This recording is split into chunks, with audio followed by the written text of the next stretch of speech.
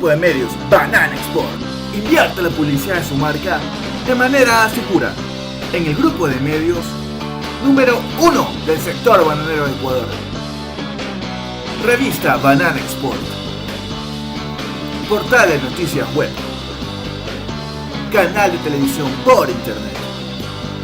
Aplicación móvil. Redes sociales. Grupo de medios Banana Export. Visítanos en bananaexport.com.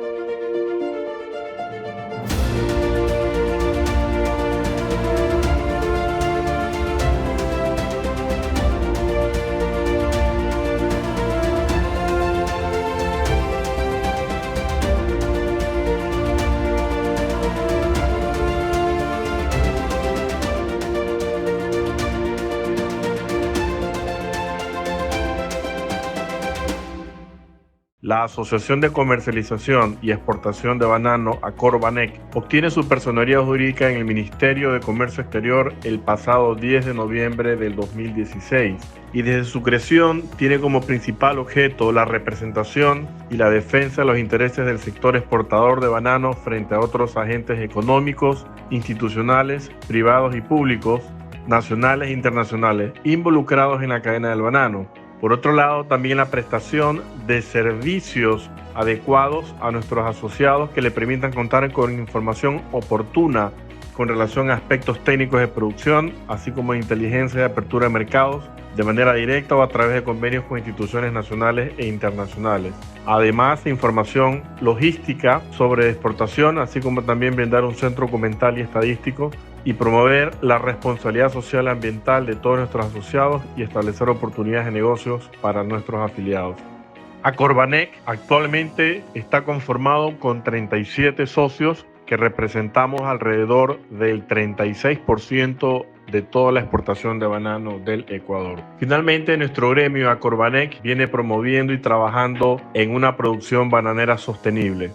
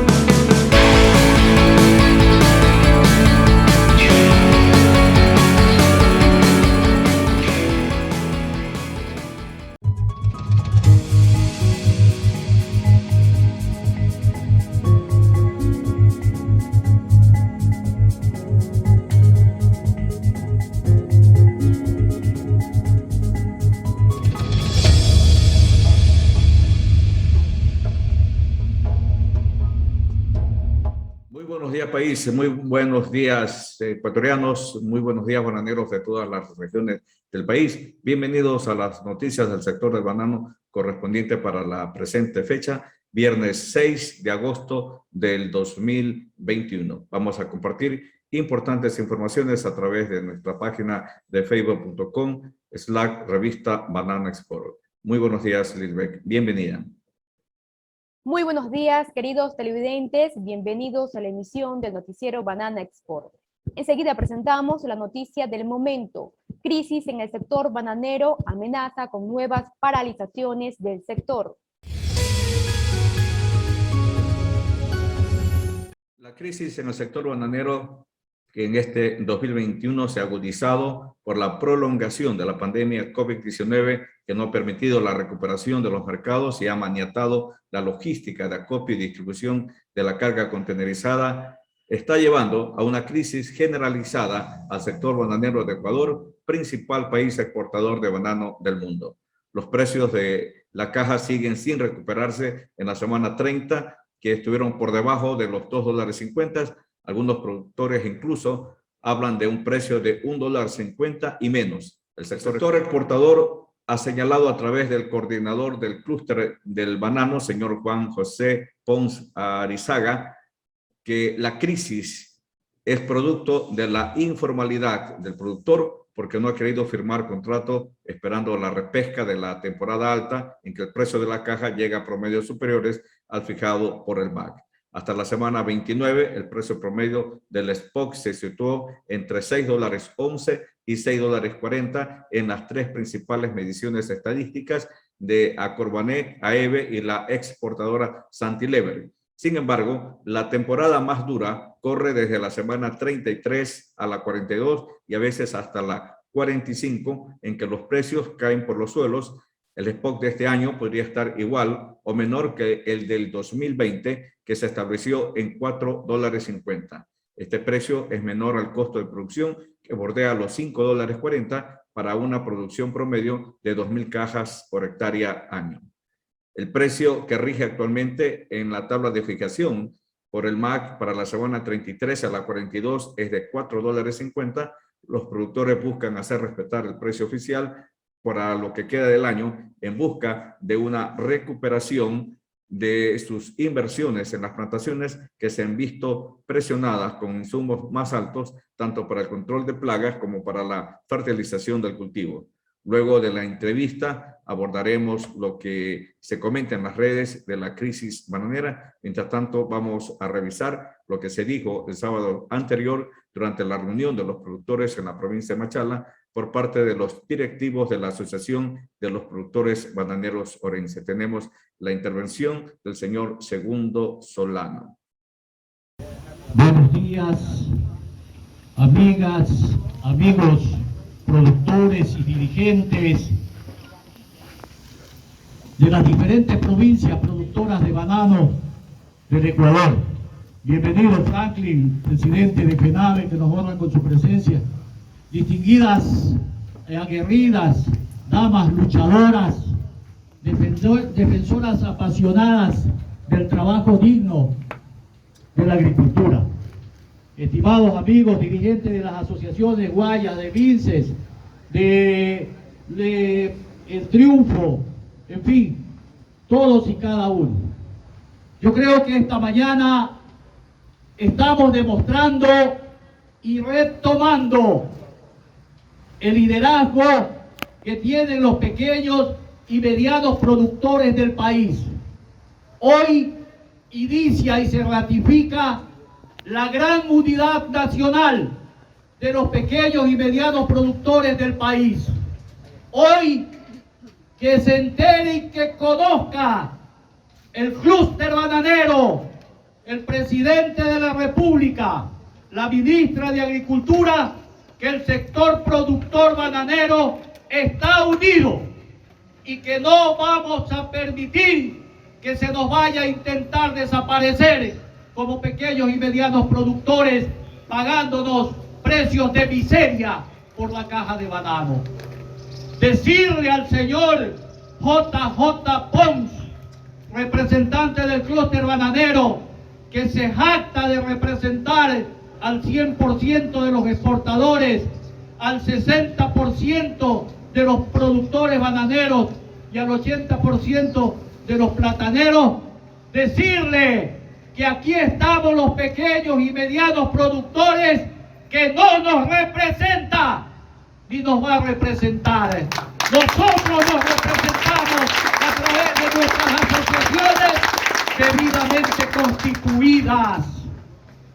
Yo emplazo públicamente que nos demuestre que representa el 60%, pues.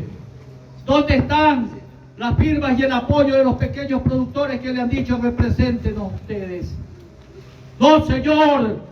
Aquí está la Asociación de Bananeros Orense, legalmente constituida con el acuerdo ministerial 396 de junio 29 de 1990, publicado en el registro oficial 472 de julio de 1990.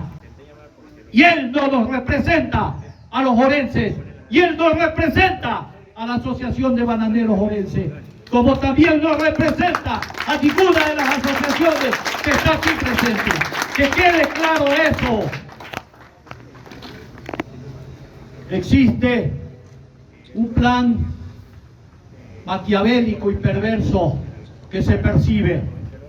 Aquí únicamente se quiere desaparecer al pequeño y mediano productor.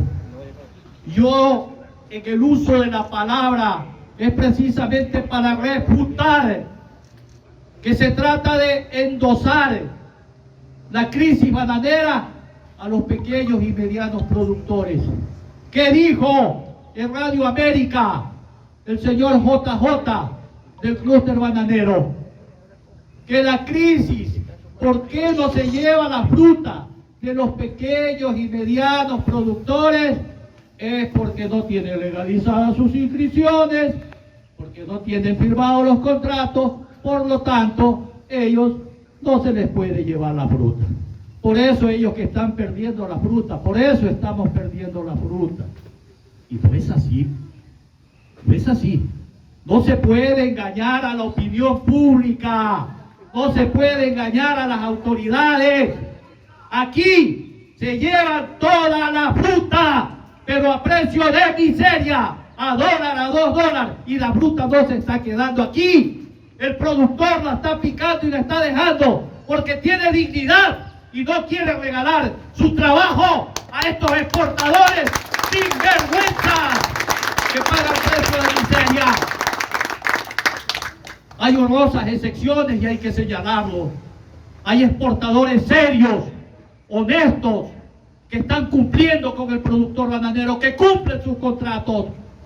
Pero mientras exista este tipo de actitud de ciertos exportadores malos ecuatorianos en inundar de fruta el mercado internacional, todos vamos a sucumbir en ese abismo de recibir precios de miseria. Todos vamos a caer y la producción bananera del Ecuador, sobre todo de los pequeños y medianos agricultores, va a desaparecer. Pero queremos decirle que no vamos a permitir, no vamos a sucumbir, vamos a pelear de pie, vamos a pelear por nuestro trabajo, vamos a pelear por nuestras tierras, vamos a pelear por nuestra familia, porque tenemos que vivir con dignidad, con amor en nuestro país. Nosotros que producimos la tierra, nosotros que nos encallecemos las manos, vamos a morir, si es necesario, de pie, de rodillas solo ante Dios. No les vamos a dar. Que sepan, hoy en la provincia del Oro empieza esa gran unidad que existió hace muchos años. Esa unidad indestructible, esa unidad que nos va a permitir avanzar juntos y pelear juntos por nuestro trabajo, pelear por mejores días, por pelear por el alimento. Nosotros que no hemos parado en pandemia, nosotros que hemos generado trabajo y alimento para el mundo, no vamos a sucumbir, vamos a estar peleando y será hasta las últimas consecuencias.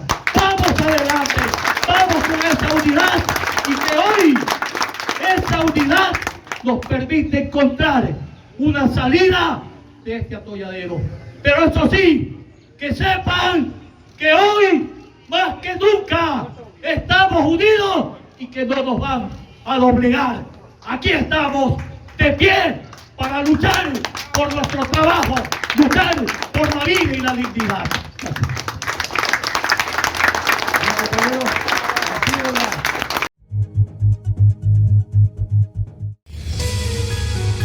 Los titulares. Con el auspicio de Científico presenta CRIS 3.0, el nuevo sistema que promete evolucionar la edición genética en plantas. Industria de embalajes presenta problemas debido a ajustes de exportación de Estados Unidos y Europa. Fusarium se había paseado por Ecuador en vehículos de transporte. Los titulares fueron presentados con el auspicio de Acorbanet. Recuerden, amigos, visitar su página www.corbanet.com. Nuestro invitado, el ingeniero y abogado Ángel Montenegro, director del COIAD, Código Orgánico Integral Agropecuario, origen, importancia y necesidad de un nuevo marco legal para la agricultura ecuatoriana. Seguidamente presentamos el editorial disertado por nuestro director de noticias. El desarrollo agrícola integral debe ser prioridad en un país con ventajas competitivas para la producción agropecuaria.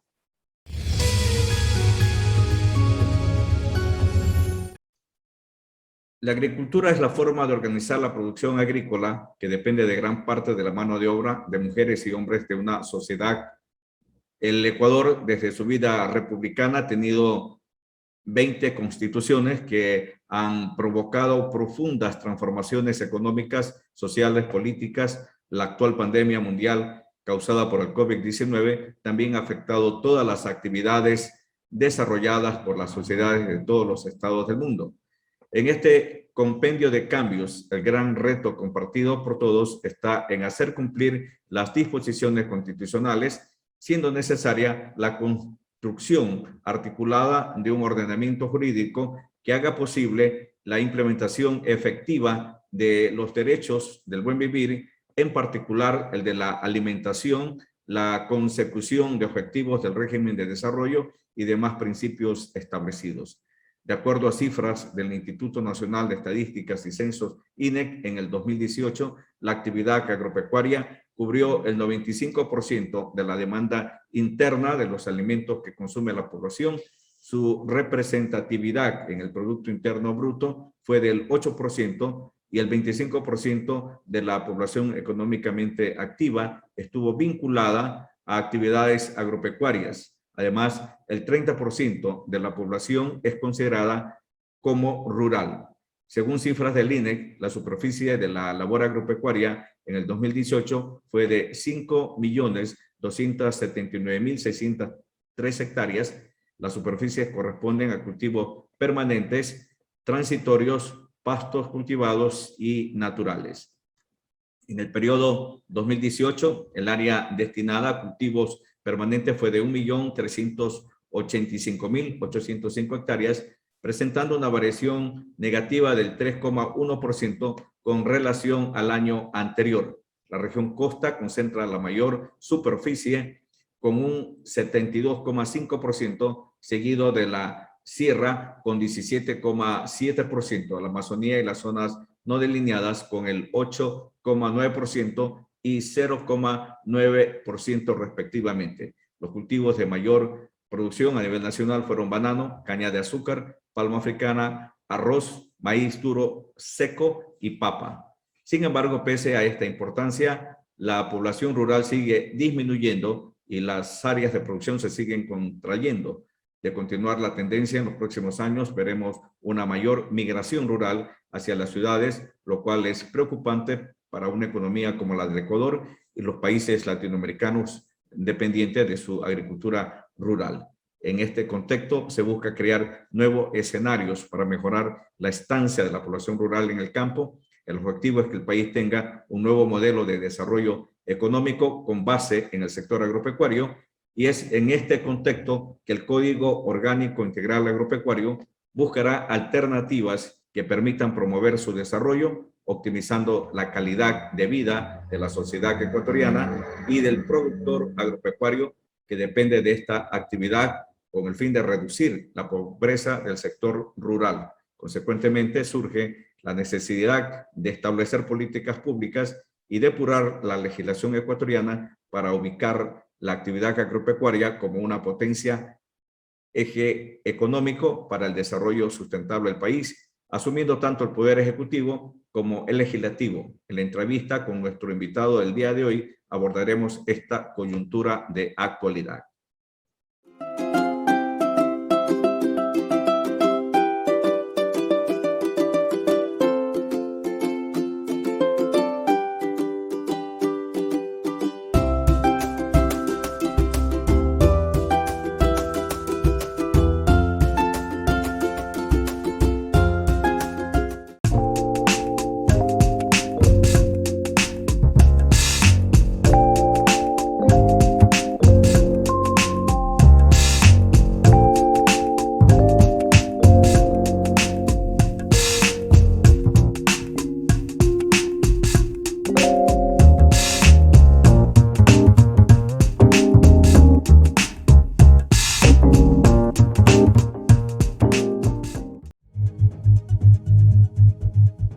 Continuamos con más información en el noticiero Banana Export.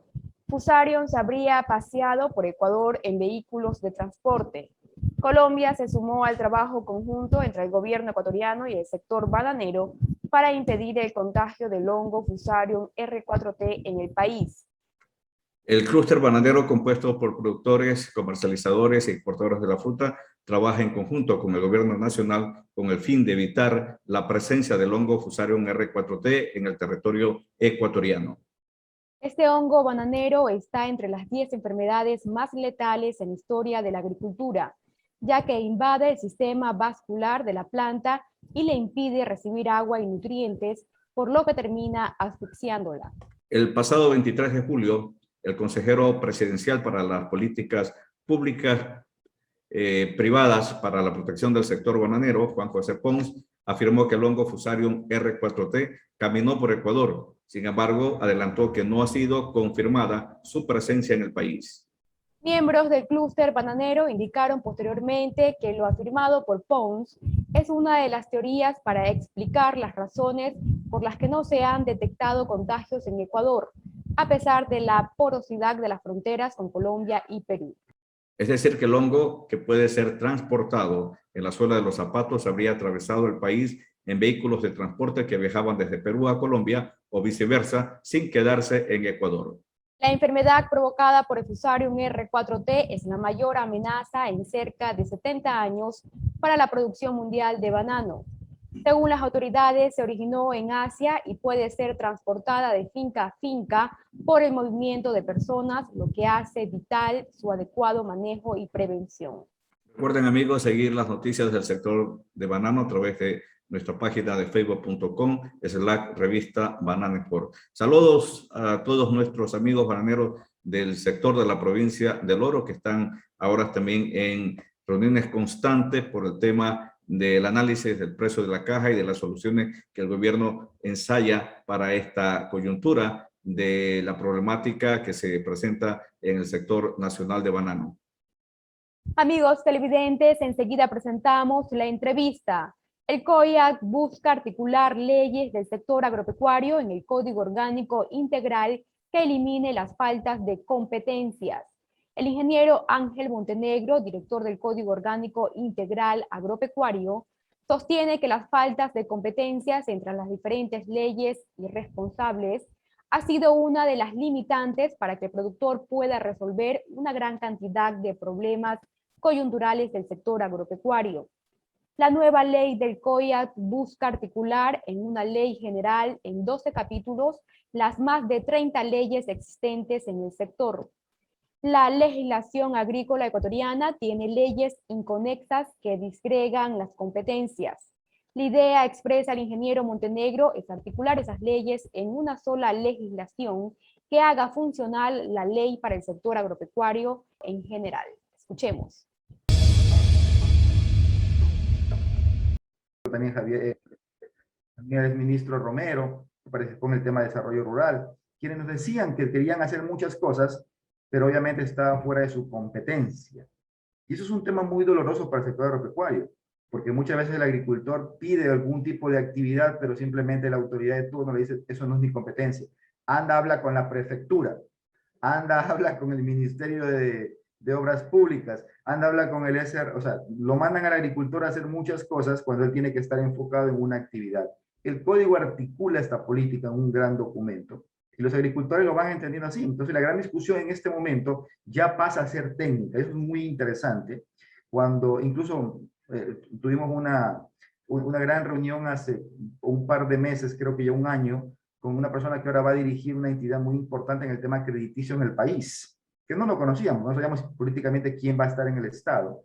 Y esta persona vio la estructura del código, lo que se estaba haciendo, y nos dijo, ¿podemos colocar esto en el plan de gobierno de la persona que estamos acá? Le dijimos, bueno, tome las medidas que tengan que tomar, porque es importante, porque eso es para el país. Y de hecho, ahí aparecieron varias propuestas que hoy son de conocimiento público. Entonces, esa es la forma como se tiene que construir un país. Y digo esto porque ha tenido una gran aceptación al ser un documento técnico y que luego ha sido jurídico. ¿Cómo funciona este proceso? Todas las personas, todas, envían sus propuestas a través de los PCA, que son las propuestas de cambio agropecuario. Es una estructura que construimos junto a la Universidad Católica Santiago de Guayaquil, donde ellos obviamente nos guiaron para tratar de tener esta información de manera objetiva, y muchas personas han ido colaborando para sintetizarla y transformar esas propuestas en lenguaje jurídico. Este documento no es una copia o no se ha extraído documentos para articular, yo siempre digo, un Frankenstein jurídico. Lo que ha pasado. Usted revise las leyes de la Asamblea, son leyes de 67 años atrás. No es nada nuevo, es lo mismo y lo mismo. En este proceso, parece que está sin audio, licenciado. Este código no está sacado del Rincón de los Vagos. Así es, exactamente lo que usted acaba de decir. Y eso es muy interesante, porque fíjese que en el código empezamos con uno de los títulos. El primer título se llama Soberanía Alimentaria. Nuestra comisión en la Asamblea se llama Soberanía Alimentaria. La pregunta es, ¿dónde queda la parte de competencias? ¿Dónde queda el financiamiento? ¿Dónde queda la comercialización y exportación? ¿Dónde queda la transformación? ¿Dónde queda el desarrollo rural? ¿Dónde queda el desarrollo forestal? Energía con biocombustible, ¿dónde queda el tema? O sea, hay un montón de temas. Y cuando le preguntábamos esto a los asambleístas, nos dicen, la verdad que nunca lo hemos visto así. Entonces, ¿cuál es el tema al final? Que realmente el sector agropecuario en este momento se va entendiendo como obviamente es. No es solamente producir para el mercado interno. Y ese es el gran problema de nuestro país. Nuestros productores, por ejemplo, el caso del arroz, el caso de la leche, por mencionar dos, o el mismo banano, que producimos, satisfacemos un mercado interno, pero ¿qué hacemos con el excedente de producción? La Constitución del Ecuador del 2008 comete esa gran injusticia con todo el sector agropecuario. Y fíjese que la única solución que tienen es decir, hay exceso de áreas de siembra, hay exceso de producción, tienen que reducir eso. Es lo único que nos dicen. Cuando podemos establecer un programa, obviamente, primero tiene que establecerse obviamente un censo agropecuario, tienen que establecerse los 4 lineamientos que el COIAP toca. El primero es definir a través de la Secretaría Técnica, obviamente, los índices de productividad por cultivo y por actividad pecuaria. Cuánto producimos de cacao, cuánto producimos de banano, de arroz, etc. Eso tiene que estar claramente identificado. El primer indicador. El segundo indicador, ¿cuál es el per cápita, el consumo per cápita en el Ecuador? ¿Cuánto consumimos de papas, de arroz en el Ecuador? Establecer ese segundo indicador. El tercero es la reserva estratégica de ese producto. Ok, ¿cuánto va? Ya está satisfecho el mercado interno, que es soberanía alimentaria. Vamos al otro, que es obviamente esa cantidad que tenemos que guardar para mantener al país sin ninguna falta de alimentos. Y el cuarto es el tema de productos que son excedente agropecuario. Ese excedente se tiene que ser transformado o tiene que ser exportado. Eso no existe hoy día, mi estimado Clever. Claro, y eso no hay el proceso de industrialización. Correcto. Entonces, esas cifras son las que están. No puede ser que haya un paro y recién la ministra o el ministro diga, siéntese en una mesa para hablar. Eso no puede ser. Tenemos que tener claramente establecido, por ejemplo, hay un título muy importante que toca el COIAP, que se llama rentabilidad justa. Y dentro de ese tema está el primer capítulo, se llama costo de producción. No puede ser posible que no tengamos los costos de producción de los cultivos. No puede ser posible que unos digan 1.700, 1.500, 1.200. No puede ser eso. Tenemos que establecer eso porque esa línea base le permite tener un costo obviamente adecuado y sobre esa línea podemos trabajar. Entonces, esos son los indicadores fuertes. Otro tema importantísimo y estructural que toca el COIAP es el tema del PIB agrícola versus el PIB agropecuario. Temas estructurales que incluso varios catedráticos y expertos en el tema de economía pura, como el doctor Francisco Sued, el economista Carlos Julio Manuel, y muchos más profesores con los que hemos discutido el COIAP, a quienes hemos invitado y les hemos planteado y les hemos mostrado lo que es el COIAP, así como estamos haciendo en este momento con usted. Y ellos han dicho, el Ecuador tiene un camino, es el sector agropecuario. 107.000 millones de dólares es el Producto Interno Bruto del Ecuador el año pasado. De eso tenemos 32.000 de presupuesto, 32.000 millones de presupuesto. Pero entonces estamos bien, tenemos 70.000 para poder tener en el flujo, pero no es cierto, porque hay una deuda del Ecuador de 70.000, ya tenemos más de 100.000. Y sumen el déficit fiscal, o sea, el Ecuador está quebrado prácticamente desde el punto de vista económico.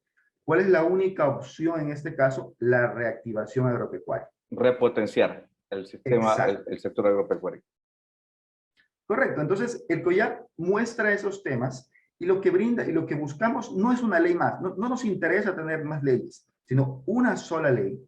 Cuando discutamos, por ejemplo, hoy lo tenemos, y yo lo digo como abogado, cuando discutíamos muchísimo el tema del Código Orgánico Penal. Antes no sabíamos que era punitivo en este país, teníamos diferentes códigos de procedimiento penal, temas tributarios, temas de niñez, era muy tema ambiental. Hoy tenemos un documento donde sabemos que sí y que no es punitivo. Pero en el tema agropecuario nadie sabe qué es parte agropecuario, qué es parte industrial, qué es parte comercial, y al final el agricultor está en el limbo. ¿Cuál es la fecha próxima que tiene que la Asamblea tocar este tema del Código Orgánico Integral Agropecuario? La Asamblea ya tiene conocimiento del documento. La presidenta de la Asamblea, la asambleísta Yori, ha estado presente en varias reuniones. La asesora de ella directamente también ha estado presente en varias reuniones que le hemos enviado información. Hay que recordar que la Asamblea es nueva. Los asambleístas, muchos son nuevos, pero también hay asambleístas con vocación agropecuaria muy fuerte. Por ejemplo, el asambleísta Gruber Zambrano es un ganadero, agricultor de toda la vida y conoce el documento, han revisado. El asambleísta Ron, el asambleísta Esteban Torres, podemos dar muchos nombres de asambleístas que han asistido, el asambleísta Perina Correa, el asambleísta de Izquierda Democrática, Pachacuti, nos hemos reunido con el asambleísta Lucero. Nosotros no tenemos problema de que todos lo vean, porque necesitamos que los 137 asambleístas, los 137, revisen el documento y la propuesta del sector agropecuario. Mi estimado Clever, somos 7 millones de ecuatorianos que estamos en el sector agropecuario. Pero ¿cómo somos 7 millones? Porque estamos en la actividad agroproductiva, agroalimentaria y agroexportadora. No puede ser posible que la persona que está viviendo, transportando los productos agropecuarios, que trabaja en esto directamente, no pueda ser considerada en una cadena agroproductiva. Y cuando llegamos al puerto se genera un problema de exportación. No nos damos cuenta que estamos pidiendo competitividad. Los costos en la exportación son de centavos. Entonces, ese proceso también ha llegado a oídos del ministro de Comercio Exterior, Julio Prado, quien está haciendo medidas. Usted acaba de ver 667 partidas arancelarias se han bajado los aranceles.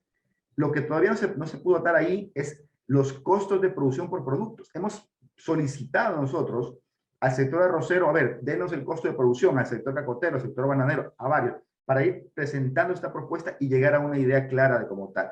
Pero claro, el Estado tiene que manejar esto como manejan otras legislaciones. El Farm Bill de Estados Unidos, la ley agraria de Estados Unidos, maneja esta data. Por eso es tan importante que ellos pueden competir mañana por costos. ¿Por qué nosotros no podemos colocar ese excedente de arroz que tenemos hoy, más de 90.000 toneladas en Colombia? Porque nuestro problema es uniformidad en la calidad y precio. Fíjese cómo esas distorsiones de mercado son las que no permiten que simplemente se coloque la parte comercial.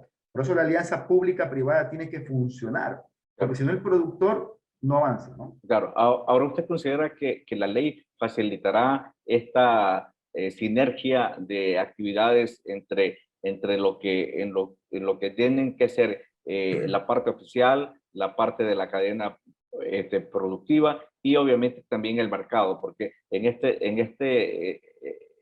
este caldo de cultivo todas las papas funcionan. Sí, realmente usted acaba de tocar lo que el COIAP mira. El COIAP no está mirando solamente un eje, que es el agroproductivo, es decir, solo el campo. No, estamos viendo la parte que inicia el campo, pero terminamos y empezamos con el consumidor final.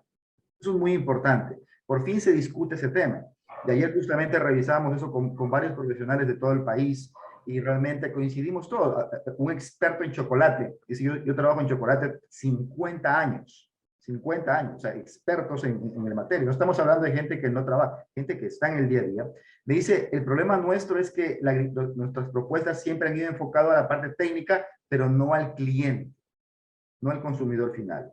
Entonces, el COIAP toca parte de un análisis de mercado y plantea la urgencia de tener una secretaría técnica que analice el tema de inteligencia de mercado. ¿Qué quiere el mercado? Luego, trabajamos en base a esa situación como tal y terminamos, obviamente, llevando el producto en este momento. Usted me preguntaba cuándo tenemos planificado esto. Bueno, la Asamblea tiene conocimiento del proyecto. Estamos informándoles a ellos. Ellos terminarán en este momento de revisar la ley, entiendo, de la parte de pesca y pasarán al Código Orgánico Integral Agropecuario. Estuvieron revisando una ley que estaba en la Asamblea de Sustentabilidad Agropecuaria, una ley que tiene más de 60 años. Más de 60 años, mi estimado Clever, que no cambia un tema estructural, que habla solo de la parte productiva. Y siempre hay que preguntarnos qué quiere el agricultor. El agricultor no solamente necesita producir, necesita que su producto como tal tenga una trazabilidad para llegar a un cliente final. Mañana puede ser que el camote que está en Salitre, ¿verdad?, quiere la gente en Estados Unidos, pero para poder llevar eso a ese mercado tenemos que tener unas condiciones de mercado, ¿verdad? Ese tipo de normativas son las que obviamente tenemos que simplificarlas en un proceso. Personeros del INIAP, de Agrocalidad, han participado en este proceso y nos han enviado un montón de informaciones y de cuello de botellas que ellos han visto que son innecesarias en el proceso, mi estimado Cleo. Eso es lo que el COIAP plantea. Un documento muy pragmático, muy técnico, y que obviamente la idea es que todos lo discutamos porque mañana las leyes de banano, de cacao, de todos los cultivos, tienen que estar atadas justamente a este gran beneficio. No podemos separarnos como productores. Claro, una de estas leyes que generalmente siempre se hace referencia en el sector de producción de agroexportación es la ley del banano, que tiene más de 20 años y que se la considera una camisa de fuerza en el sentido de que no permite manejar, por ejemplo, lo que es post-populi, el precio spot de la caja de banano, que ya no la maneja solamente Ecuador, que también ya lo está manejando Colombia, que también lo está ya manejando Costa Rica, porque el mercado demanda esa dinámica de corretaje de mercado o de compra-venta. Eso es correcto. Usted acaba de tocar, fíjese en un tema como esta ley del banano, que es tan importante revisarla. No solo de banano, es de mosáceas. ¿Qué hemos hecho por el plátano en este país? Han habido un programa nacional del plátano, pero vamos a la parte de por qué no ha funcionado ese tipo de capacitación y discusión. Primero, el presupuesto general del Estado, ante los gobiernos anteriores, para el sector agropecuario era de 0.8%. 0.8%. Del año pasado fue el 0.4%. Para el INIAP fue el 0.02%. ¿Qué significa esto? ¿Qué mensaje le dan los gobiernos al sector agropecuario? Señores, ustedes no son importantes para la inversión. Ese es el mensaje. Primer mensaje clarísimo. Uno revisa el presupuesto de inversión. ¿Cuánto genera el sector agropecuario? El sector agropecuario es la principal fuente de generación de empleo, mi estimado Cleo. En la pandemia permitió y se visibilizó de tal manera que permitió llevar los alimentos a cada uno de los productores a nivel de Ecuador. Genera trabajo constantemente. Es una cadena que no para. Y un tema que no se ha discutido mucho es la cantidad de hombres o de personas o de trabajos o empleos por unidades productivas. Nosotros hemos hecho el ejercicio. Y hay cultivos y productos que tienen más de 15 o 20 personas para que el producto está desde el campo hasta el consumidor final. Es la cadena que más genera empleo. Pero tenemos leyes de hace 20 años. Por esta de sustentabilidad, 60 años. Entonces, los asambleístas han sido muy sinceros y dicen, no conocemos del tema agropecuario. La pregunta es, ¿por qué nosotros, como sector, no hemos presentado esta propuesta integral? Entonces, dentro de ese gran marco, el código hace eso. Articula todos los sectores y no se enfoca solamente en uno, sino permite que se vea que la producción de cebolla que está en la sierra, en Tungurahua, tiene que llegar a un mercado y a un consumidor final. porque tampoco la solución es la que los que muchos alcaldes nos decían, queremos hacer más mercados, más ferias libres. Pero ¿qué sucede en ese momento? El productor llega ahí, pero luego es una mafia eso, ¿verdad? Es muy complicado. Entonces vemos que no funciona, algo está en distorsión en ese momento. Entonces tenemos que tratar de atar de tal manera que hay una rentabilidad justa en base a un costo de producción adecuada en la cadena del productor, desde el punto de vista del consumidor final. Y luego hay productos y procesos que tienen que ser adecuadamente revisados en qué estamos siendo ineficientes, mi estimado Cleber. Si nosotros en el país no somos competitivos, porque comparativamente, no tenemos las condiciones para producir, tenemos que decir como Estado, este producto no lo producimos bien. Por ejemplo, decidimos producir árboles para la producción de aceite de oliva. ¿Será acaso nuestra fortaleza? Con seguridad que no, ¿verdad? Obviamente que no. Esos temas tienen que tocarse. ¿Qué cosas sí somos eficientes y en qué productos no? Hemos permitido un libre albedrío porque no hemos analizado un mercado y luego el Estado tiene que asumir ese tipo de situaciones. Entonces, el COIAT plantea un tema de censo agropecuario, pero ya no como una voluntad de un ministro, no, el COIAT lo obliga a tener eso. Tenemos que tener un censo agropecuario, tenemos que tener una zonificación, va a existir el Consejo Nacional Agropecuario. ¿Qué significa eso? Hoy lo estamos viviendo. Hoy vemos que un COE nacional, donde se reunieron varias autoridades del país, tomaron decisiones para cuidar la salud de todos los ecuatorianos, donde había instituciones de diferentes áreas y trabajaron con un solo objetivo, cuidar la salud y vida de los ecuatorianos. Este Consejo Nacional Agropecuario que se propone estará por el ministro de Agricultura, el ministro de Comercio Exterior, estará el ministro de Ambiente, mi estimado Cleber, porque el tema de ambiente ha estado suelto, el tema de ahí está agua, transición económica, estará el ministro de Finanzas, porque aparte se requiere el tema de financiero, estará el ministro del Interior, el ministro de Fuerzas Armadas. Es muy importante, son 7 instituciones que van a estar trabajando articuladamente. ¿Para qué? Para si existe un problema, como el tema de hoy, de raza 4, que tenemos que controlar fronteras, o el tema de contrabando, porque ¿cuál fue el reclamo de los arroceros? Ingresa contrabando en la frontera. Pero si la ministra no tiene la capacidad de convocarlos y todos trabajar en equipo para poder cerrar esas fronteras, eso es un tiro al aire, eso es un fracaso. Hemos fracasado realmente en el control, por supuesto. Varias autoridades nos dicen, ¿saben qué? Tratamos de hacerlo, pero no tenemos la capacidad para hacerlo. Hoy queremos darles ese sentido lógico, que es lógico para todos los que estamos en la actividad, con el marco de la ley. Y a través de un código, obviamente la autoridad tendrá que tomar decisiones. Claro. Una última pregunta, aunque no hemos agotado el tema, porque el tema, como bien dice usted, son 12 capítulos y apenas hemos tocado 1 o 2 que coyunturalmente tienen articulación. Hay una victimización, si se quiere, del sector agropecuario y del pequeño productor que siempre busca el proteccionismo del PMC, del precio mínimo de sustentación, a sus cultivos. Hay en los cultivos de la canasta familiar o como le llamamos nosotros, cultivos de ciclo corto o que son totalmente los necesarísimos como arroz, maíz, el ajuste del PMC siempre va a ser necesario o la regulación. Pero en el caso de los cultivos de agroexportación, por ejemplo, cacao no tiene un precio oficial, no tiene un PMC. La pitahaya tampoco tiene un PMC. El arándano o cualquier otro cultivo tampoco tiene un PMC. Pero los bananeros siempre señalan que el commodity banano sí tiene un PMC. Usted ha tocado un tema muy importante y es precio. Y fijémonos que el componente único es precio. Y realmente uno tiene que diferenciar de 2 tipos de situaciones. El tema político del tema real. Ni siquiera de mercado, el tema real.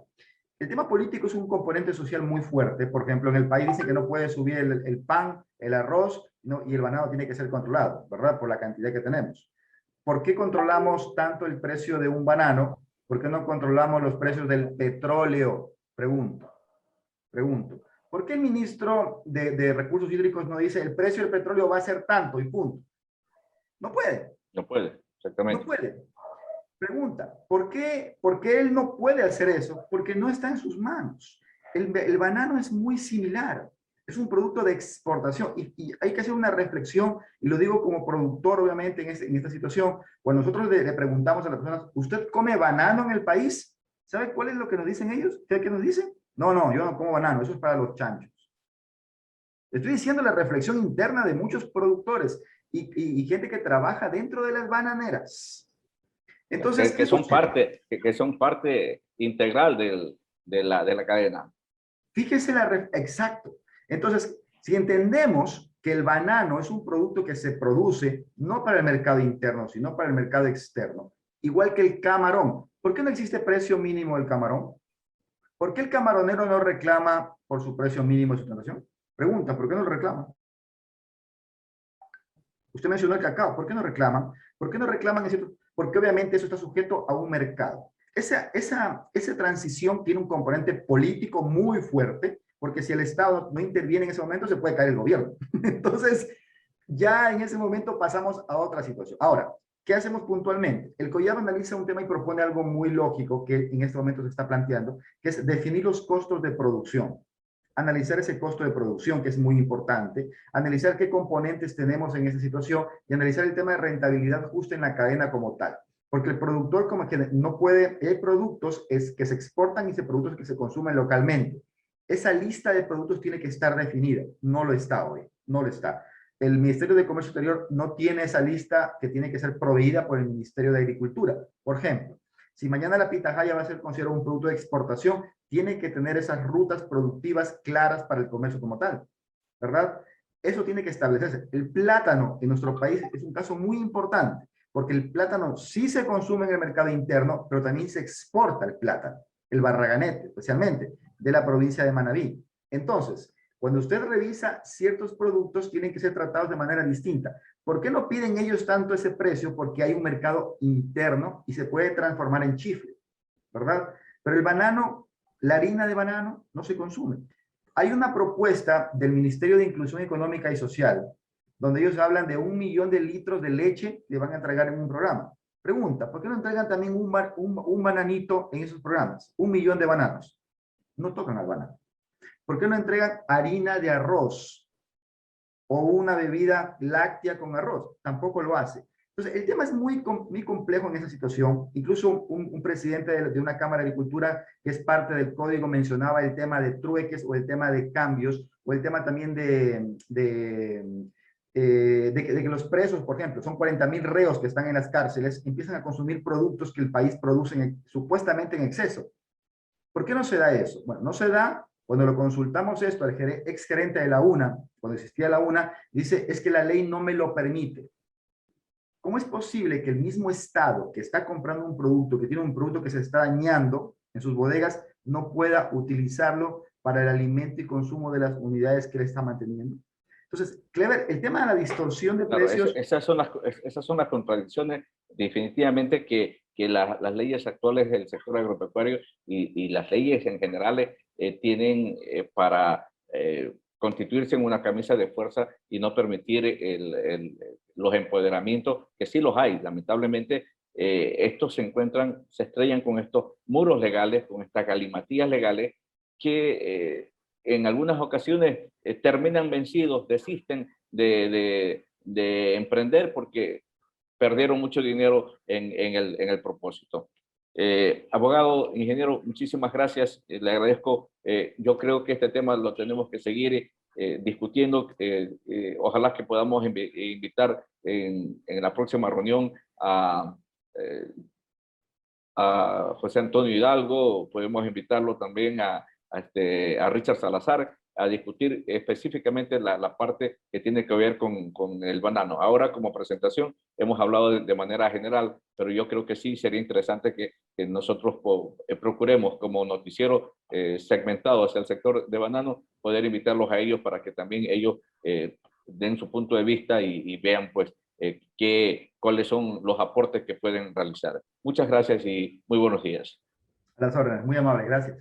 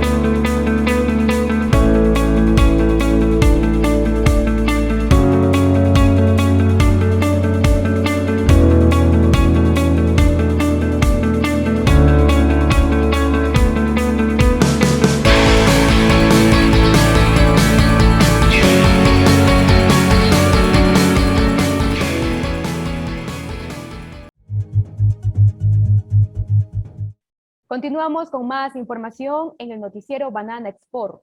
Industria de embalajes presenta problemas debido a ajustes de exportaciones de Estados Unidos y Europa.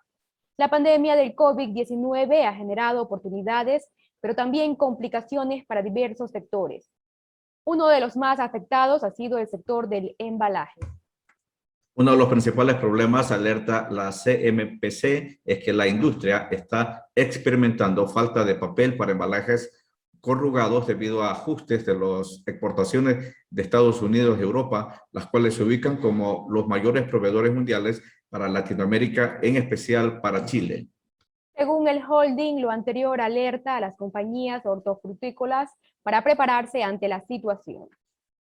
Jorge Navarrete, gerente general de SMPC, dijo al portal Frutícola que el papel que se requiere para fabricar las cajas de cartón corrugado en Chile no es suficiente con la producción local, sino que se depende de la importación. En alrededor de un 40% dependemos de la importación y eso es lo que ha estado difícil, ha estado apretado, señala el funcionario.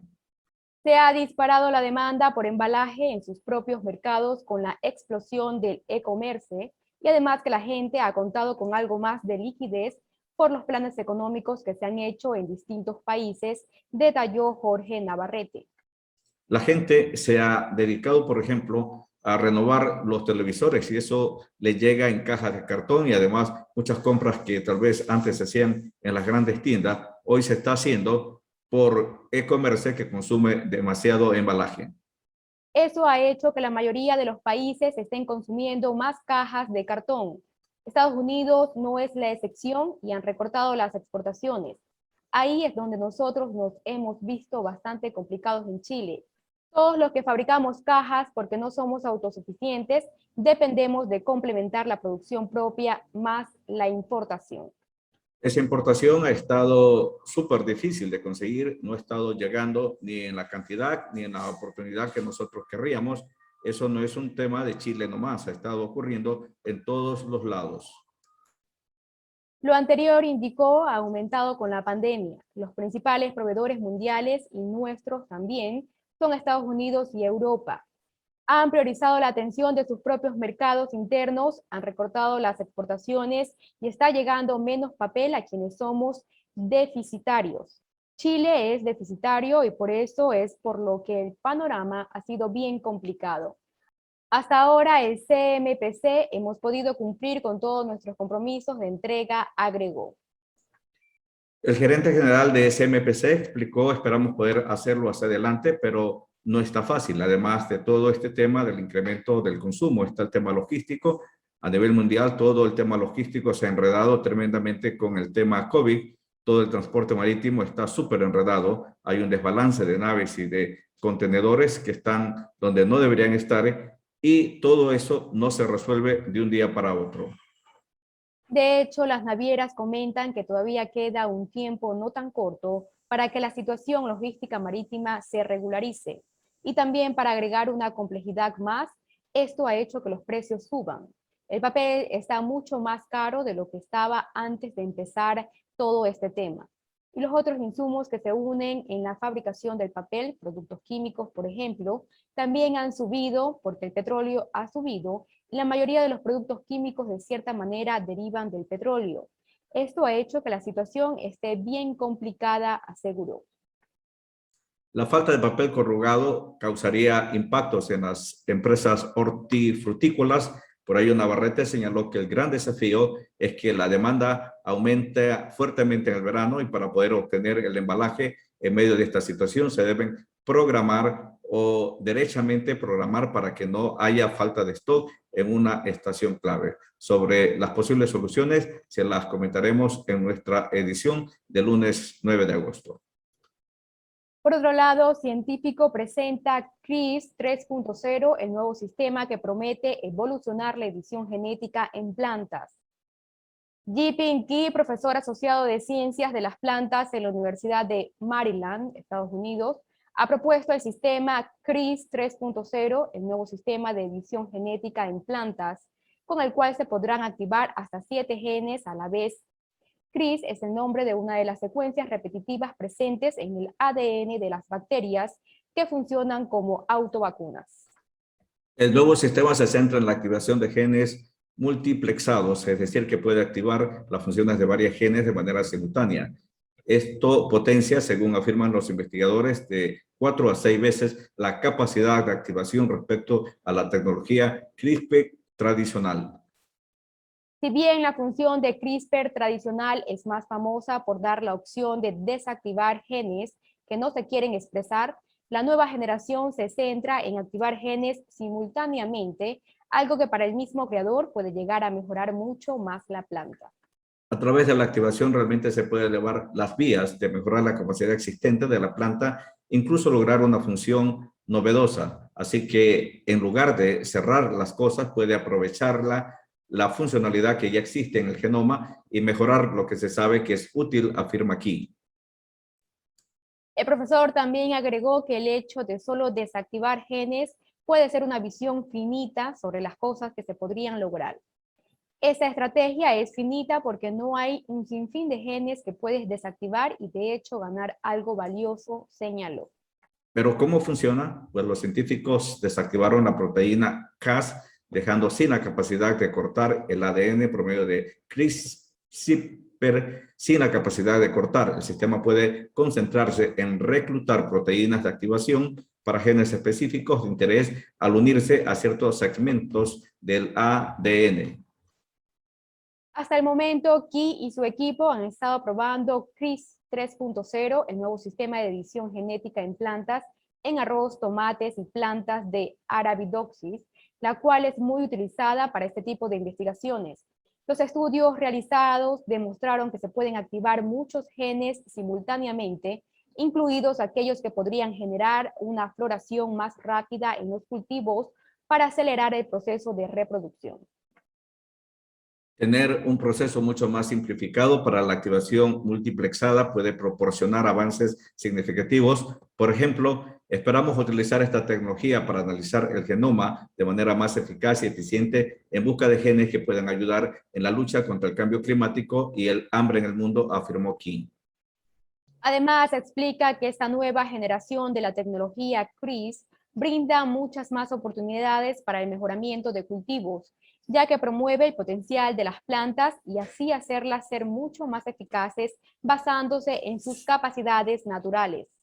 Recuerden seguir las noticias del sector bananero a través de la señal de facebook.com/revista Banana Ecuador. Vamos a pasar al tema de comentarios. El momento es oportuno, es crucial, es necesario tomar en cuenta todo lo que se ha venido realizando en torno al tema del sector bananero y la crisis que atraviesa por el precio de la caja. Las reuniones se han dado simultáneamente en varias partes del país. Una de las más importantes, ya comentamos al inicio de este noticiero, con la participación del señor Solano, en la que obviamente expone su punto de vista. Otras se han dado en la provincia de Los Ríos y otras obviamente se han reunido en la provincia del Guayas. Las reuniones también con las autoridades no se han dejado de establecer, pero lamentablemente los resultados no son positivos. Por ejemplo, luego de la reunión de Machala, se enumeraron o se hicieron algunos planteamientos muy importantes donde se recogió también los planteamientos de la Federación Nacional de Bananeros respecto, por ejemplo, a la compra de 1 millón de racimos. Esto ya se había acordado o ya se tiene acordado comprar a $3 cada racimo. El gobierno va a comprar y distribuir esos racimos estratégicamente a los sectores más necesitados. Entiendo que eso va a enviarlo tal vez a asilos, a los militares, a los hospitales, a las escuelas posiblemente. Va dentro de una canasta que se ha planteado que debe ser representativa para también apoyar a los otros sectores. Recordemos que la agricultura, el sector agropecuario está en crisis. No solamente es el tema del sector de banano, es el tema del sector del arroz, el tema de los paperos y el tema de los maiceros y obviamente pues el tema principal que nos atañe a nosotros por el enfoque de este noticiero es el tema bananero.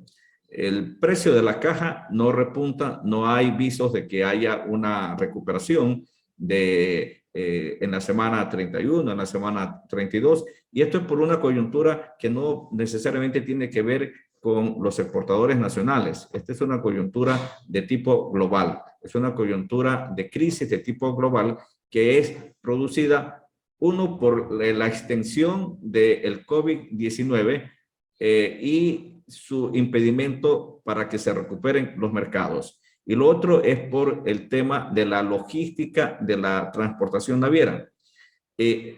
Yo tengo un informe del tema naviero. Lamentablemente ahorita es muy corto el tiempo para analizarlo. Posiblemente el día lunes lo vamos a analizar a profundidad, porque sí es muy interesante que conozcan ustedes este eje de servicios que da la transportación naviera y que ha producido esta crisis global de los contenedores.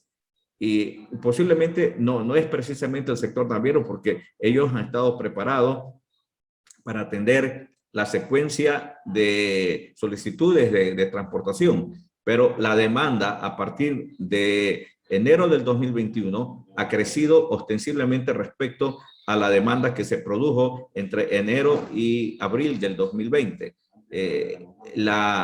Recordemos que la demanda en esos meses, después del anuncio de la pandemia por parte de la Organización Mundial de la Salud, se contrajo y poco a poco se fue aflojando. Primero porque hubo un corte casi quirúrgico de la llegada a los puertos. Y segundo, porque todo era un caos en el sentido de que la contaminación o la infectación por parte del virus a las personas fue muy fuerte, y esta ola de muertes que se vino hizo que obviamente se creara un ambiente catastrófico en toda esta necesidad coyuntural de llegar con alimentos y con servicios a los miles de usuarios del planeta. La crisis se esperaba que se concluyera o tuviera un relax a partir de enero o marzo del 2021, pero lamentablemente esta crisis ha continuado y todo apunta a que va a continuar, que no hay una salida pronta, porque si bien es cierto se han vacunado, hay ya lo que se llama la inmunización del rebaño, esto todavía no se evidencia en la contaminación de las personas, en la infectación de las personas. Apenas bajan la guardia, empiezan nuevamente a subir las infectaciones, y esto hace temer que incluso se requieran más de las dosis que ya se habían establecido. Se había hablado de que solamente se requerirían 2 dosis de vacunación, pero ahora se habla de una tercera y una cuarta dosis, y también pues de inmunizar a los pequeños. Todo esto ha puesto en jaque al sector naviero, al sector productor de las naciones en general, y especialmente en el caso pues de los países latinoamericanos, que dependemos mucho de la demanda de las economías desarrolladas, en este caso Europa, Estados Unidos y Asia. Esos son los 3 mercados más importantes a donde apuntamos nosotros con nuestras exportaciones.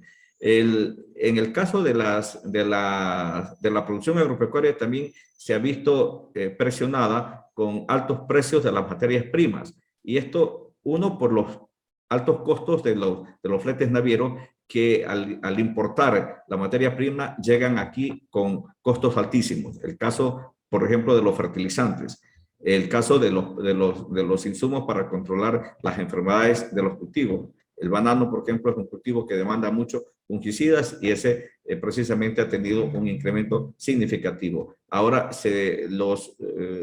los insumos para el control de las otras enfermedades, de los cultivos de arroz, maíz y todo, también se ven presionados precisamente por costos de transportación y costos de materia prima, porque uno de los componentes de la materia prima, que es el petróleo, también ha tenido un incremento que ya bordea los $80 el barril, y va a gravitar o va a tener un golpe muy fuerte en los precios finales de los productos que es este. ¿Qué hacer con la crisis bananera? ¿Cómo enfrentarla? ¿Qué plantean los sectores productivos? ¿Qué plantea el clúster bananero? Hemos visto por las redes, por ejemplo, que se ha desconocida la mediación del señor Juan José Pons. Yo creo que deberíamos darle el beneficio de la duda al señor Juan José Pons y invitarlo pues a un diálogo con el sector productivo nacional para que como emisario del señor presidente de la República lleve pues obviamente el planteamiento. Puede que sea un poco difícil porque el punto de vista del sector exportador difiere del punto de vista del productor nacional. Por un lado, el sector exportador se revela que tiene que establecerse reglas muy formales para la exportación de los productos. En este caso, el productor debe formalizar mediante contratos su relación para evitarse este tipo de conflictos de coyuntura que se dan a partir del semestre de junio a noviembre de cada año. Especialmente en esos meses son los meses más críticos porque se contrae también pues la demanda del mercado internacional. A mí me gustaría compartir la información de las redes. Lamentablemente el tiempo no nos da, pero muchísima información ha habido y ustedes pueden verla en nuestra página de facebook.com y en las otras páginas que participamos, en las que obviamente hay mucho descontento del sector. Yo no quiero ser parte de poner más leña al fuego en cuanto a las relaciones productor-exportador, porque ya bastante hay con este tema de disparejo de opiniones o de soluciones, que no creo que nosotros los medios de comunicación estamos para poner un apuntalamiento de opinión, sino más bien para informar sobre lo que realmente las soluciones que se puedan dar. En ese contexto nos guardamos nuestra opinión respecto al problema que existe. Esto no quiere decir que saquemos el bulto, que no querramos nosotros ser partícipe de la solución a través de generar opinión pública, pero obviamente los tiempos no son los más apropiados para meterle más leña al fuego, sino más bien para sacar los carbones del fuego y tratar de apagar o apagar las brasas que puedan encender una opinión distorsionada. Cada sector tiene su punto de vista muy representativo y muy importante, y en ese contexto yo creo que irán las soluciones.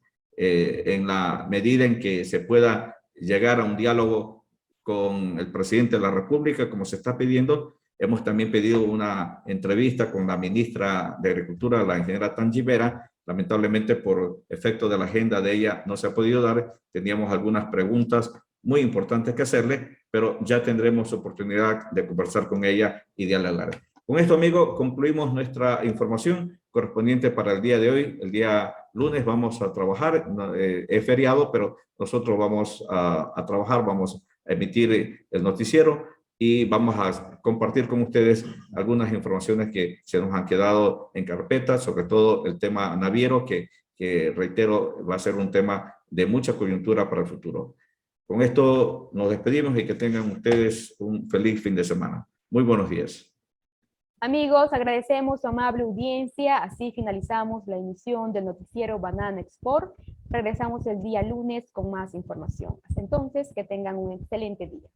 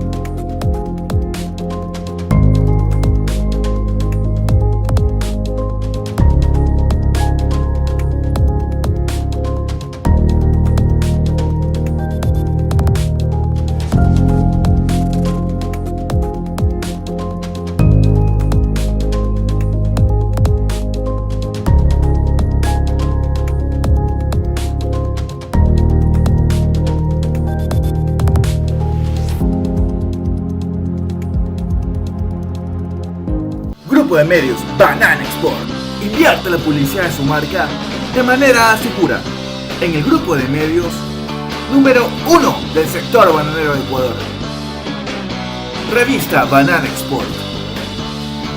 Portal de noticias web. Canal de televisión por internet. Aplicación móvil. Redes sociales. Grupo de medios Banana Export. Visítanos en bananaexport.com